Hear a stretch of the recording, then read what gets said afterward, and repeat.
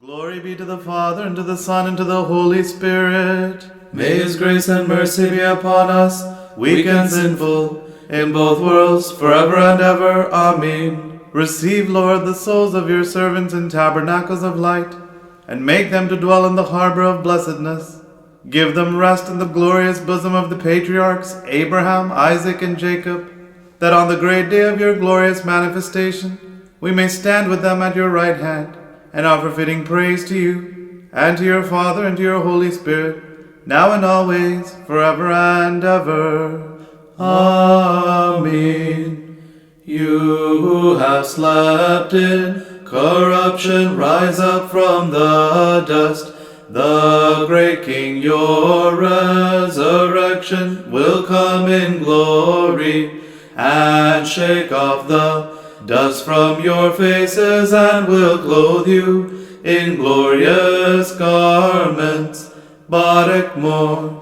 Glory be to the Father, Son, and the Holy Spirit, unto the ages of ages, and forevermore. The voice which cried out to Adam, return to the dust, has passed, and another says, come forth like Lazarus, and leave the grave. For now is the time when those exiled return to Eden. Lord, have mercy upon us and help us.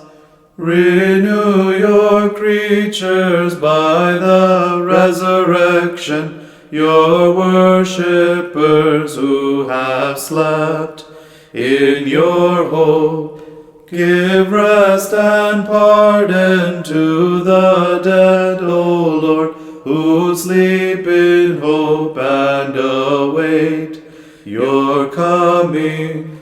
Lord, with Abraham, Isaac, and Jacob, make your servants rest, those who sleep in hope.